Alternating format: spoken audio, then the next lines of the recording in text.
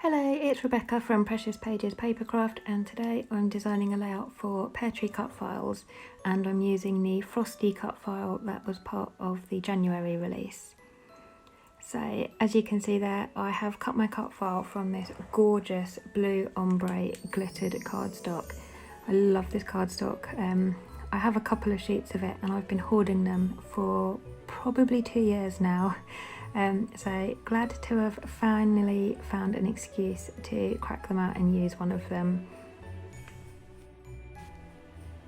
Seeing as the title of my layout is going to be Frosty Walks, and I'm going to be documenting a walk I took with my little boy last week where it was really frosty and really icy, I thought it would be only apt to back my cut file with vellum, which will give it a kind of frosted appearance. So I've just used the negative part of the cut file, being the letters, and just drawn around them onto the vellum. And now I'm cutting them out, but leaving a border all around the edge of my pencil line so that I can stick them to the back of my cut file.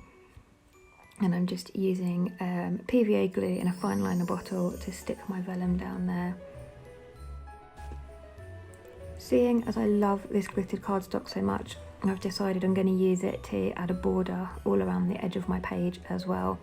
So I'm just trimming 1/2 inch off of 2 sides of my background cardstock there, and then I'm gutting the middle of the glitter cardstock so that I can keep that. I would say to use on another layout, but I'm probably lying. I'm probably just going to hoard it and keep looking at it for another 2 years. I need to make sure I get it up the right way because my cut file was cut from the darker end of the glitter, so I need to make sure that it sits the right way once I frame it with the lighter at the top there. My background cardstock, I'm using a basil cardstock. It's called, I think it's Diamond. Yeah, it's called Diamond, and it's kind of like a white shimmery cardstock. It's absolutely beautiful. So I thought, as I'm going with all the glitter and shimmer today, it only made sense to use a shimmery background as well. So I'm using my Cosmic Shimmer iridescent watercolour paints again. I'm really in love with these at the moment, and I've just bought them in a load more colours. So yeah, I'm afraid you'll be seeing a lot more of them because I really love them. So this blue I'm using here, it's called Midnight Blue, and I've mixed in a bit of the silver with it to try and make it more of a similar colour to the glitter in my cut file title. My process here is really simple. I've literally just mixed the 2 shades onto a piece of packaging, and I'm using a paintbrush to add splatters to the background cardstock, and then just using another piece of packaging to smush that down and help it to spread out a bit. I don't normally I use what you call a packaging technique, so I'd mix the colours on a bit of packaging and then turn that over and mix and smush it down to my background, but I didn't want too much colour on the page, so instead I've added splatters and then just smushed them down, so it just gives it kind of a lighter coating as opposed to completely saturating my background with colour. So that's kind of how it's going to look, and then I'm going to add a few more splatters here. This colour is called Pearlescent, and as the name suggests, it's just kind of like a white pearly colour. It just adds a lot more sparkle to my background. And then once that's dry, I'm just going to check that my cut file and photo sit nicely on it and I've got enough colour. And once I'm happy with that, I'm going to use my texture paste and a stencil to add some snowflakes. So this is just a plastic stencil with different snowflake shapes on it, and I'm just pushing the texture paste through with a plastic spatula in several areas, and I just keep bringing my cut file and photo back in just to check that I've put them in places where you'll still see them at the end. So I do some larger snowflakes, and then I come back in and I'll do a few smaller ones. And this is just a great way to get a bit more texture and a bit more interest onto your backgrounds. And this texture paste is great because you can also colour it if you want to. On some layouts I just put a bit of the texture paste onto some packaging and then mix a bit of my paint or ink in with it and just do exactly the same thing, push it through a stencil, just that it will be coloured instead of white. So it's really, really great, and a great way to add some mixed media to your background. So I'd promised myself I wasn't going to distress the outer edge of my layout because I thought, we went for a walk, it was very crisp and cold, it was -3 degrees, it was freezing, so I thought I'd have a crisp outer edge to my cardstock. But the more I looked at it, the more it bugged me, and I just had to distress it like I always do. I seem to have an inability to leave my edges alone, but once it's distressed I'm much more happy with it, so I can move on now. I'm just replacing the centre of my R there before I lose it. I'm not going to bother cutting the middle tiny section out there. I'm just going to leave it as it is because I think it looks fine and it's not really noticeable. And rather than risk ripping my vellum, I'm just leaving well alone. I'm using adhesive craft foam here. I've cut it into a really, really thin strip, and I'm going to back the outer edge of my cut file with it. And that would just mean it sits a bit more raised up off of my background for a bit more dimension, and it creates a slight shadow on your layout. So again, it's just a bit more interest, and it just means that it's not so flat on the page. So I just take some time to carefully back each letter and the snowflake, but I leave the top parts of the last few letters without the foam, just because they're going to sit on my photo and that will be raised up on foam.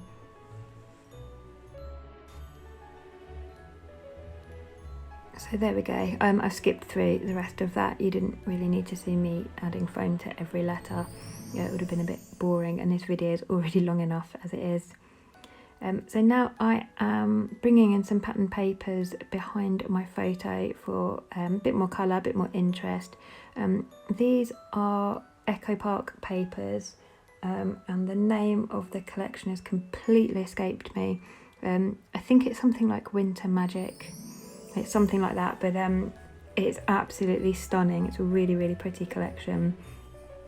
So I'm using one of the darker blue papers with white polka dots on because I wanted to bring in some navy, because there's navy in my photo.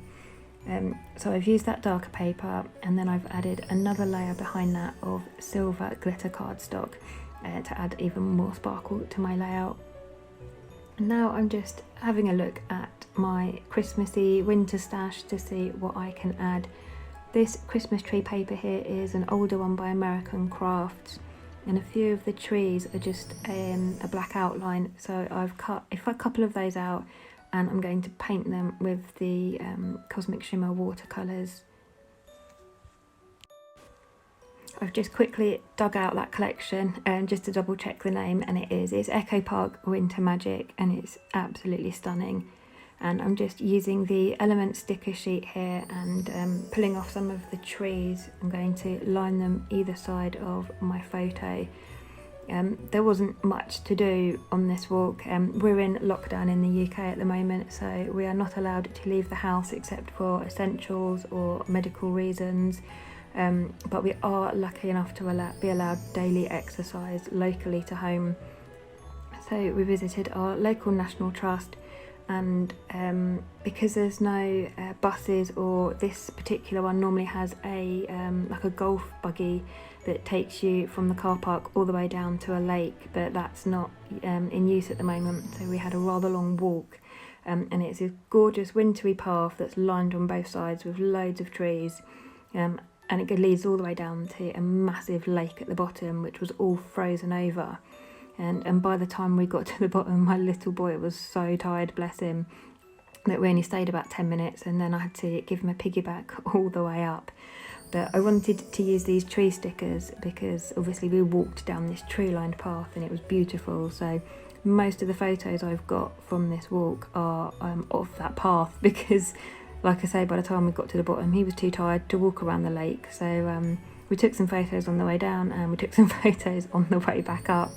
but this particular photo, he'd found a bench that was all frosted over, and because he had his gloves on, he wanted to write on the bench, so he did a couple of squiggly lines and called it a train track, and then was fascinated by all the frost on his gloves, bless him. So I've used loads of those tree stickers either side there just to kind of mimic the path we were walking down, and hopefully in years to come we can look back on it and remember what the path was like. I've added a layer of craft foam behind my photo there just to raise it up to the same height as my cut file, and the last 3 letters of my title there, where I didn't put foam, will just sit nicely on the bottom edge of my photo there.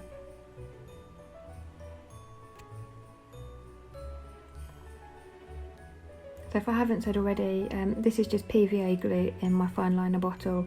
I've had to water it down slightly because it was too thick and it wasn't coming out of the metal nozzle. So if you do get these fine liner bottles, I do advise watering your glue down just a little bit, and it makes a huge difference, makes them so much easier to use. I skipped through a bit of the video here, mainly because this video was really long. All I've done was just added some foam pads behind some of my embellishment stickers there. So I've got my row of trees. I've added in a little bobble hat because that's what my son's wearing in the photo, and a big like a Parker puffy jacket. That again brings in some more of that lovely dark blue tone. And I'm just adding some silver thread tangles either side there. That is a We Are Memory Keepers metallic silver thread, and I buy that from Paper Maze and I absolutely love it. I've got it in silver and gold and it's just fantastic to work with. And then I've got some pom-pom trim here. I was going to do it in white, and then I had a bit of an epiphany moment and thought, no, my son's hat is navy blue with a pom-pom on, and I've got navy blue trim. So I've gone with the navy, and I'm just going to add a small row either side of my photo there, and just stick that down with my glue. I also added behind my photo a layer of white cheesecloth for a bit more texture. It's quite... trying to think what the word I'm looking for is. It frays at the edges really easy, so it does give a lovely texture, and it's just sort of, it's great for wintry, snowy, frosty kind of layouts, just because it does fray in the texture. So I really like to use that, so I've popped that behind my photo. And these are some Bramble Fox perspectives. I love these. They are acrylic pieces, and I'm going to use some from 2 different sets. I think these are called mini perspectives. I've got the stars and the hearts, and so I've got 2 silver glittered stars I'm going to use, and 2 sort of almost navy blue hearts, and I'm sticking those down with glossy accents because I find it holds them much better, and then when I'm flicking through my album in a few months' time I won't find them all sat in the bottom of my page protector. Also, if you're sticking them over mixed media, they can be quite tricky to stick with normal PVA. So where I've got the texture paste, the glossy accents will just make sure they hold.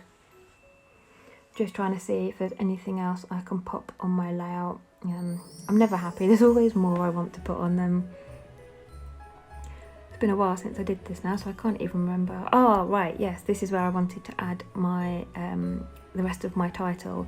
So I wanted it to be Frosty Walks, and initially I was going to use a silver glittered sort of thickers, but I couldn't find one with enough letters in. I've used a lot of my A's. So in the end I used one by American Crafts called Hazel, and it's just white chipboard. And I'm going to just use the individual letters down the bottom there to make the word walks. I bought these in the sale, I think in Hobbycraft, ages ago, and I've not yet used them because where it's quite a cursive font, some of the letters bother me, like the K there really bothers me. I had to trim a little bit off of one of the loops just so that it sat a bit nicer next to the L. So I'm going to use white gesso here just because I wasn't sure whether my paints would stick to the surface of them or not without So gesso is kind of like a primer. So I'm just using my finger just to smudge a little bit of gesso onto each of the letters. And I'm just using my tweezers just to go around the curly bits, just to make sure it's not kind of all gathered and built up in the loops of my letters. And that, because I've only used my finger and a really, really light sort of coating, that dries really, really quickly. I'm just peeling the sticky bits off the back so that they don't all stick to my paper towel. And I'm going to use the same two colours that I used for my background. So it's the midnight blue and the silver mixed together. And I'm literally just going to paint them with a paintbrush and leave them to dry for a bit.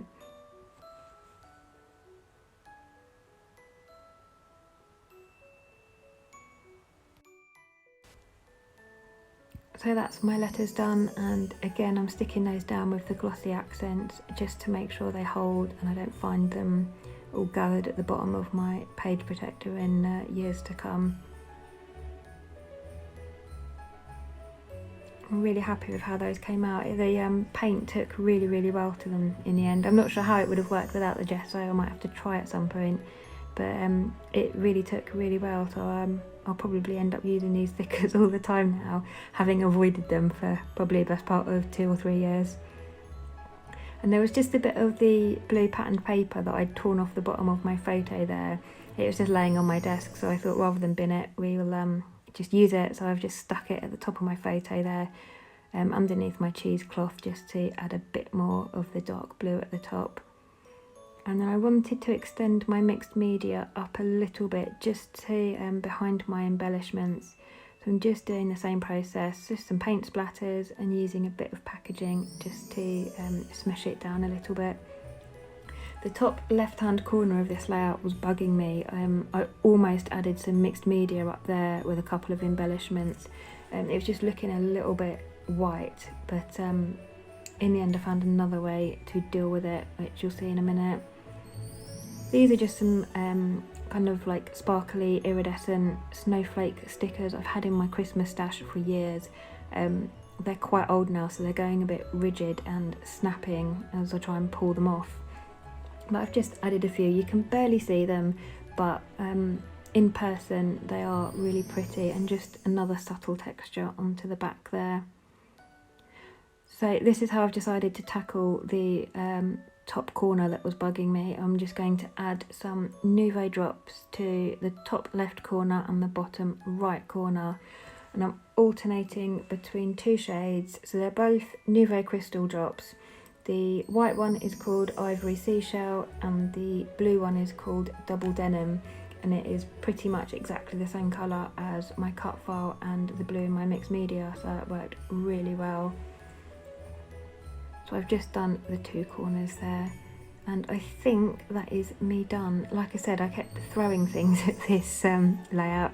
Yeah, there's my finished layout. So thank you very much for joining me today. Please do remember to head over to the Peartree Cutfiles website, and we've also got a Facebook group where you'll get loads of inspiration, and there's a weekly freebie as well. And we've got our first cybercrop, second cybercrop coming up at the end of this month. So it's a good time to join the Facebook group.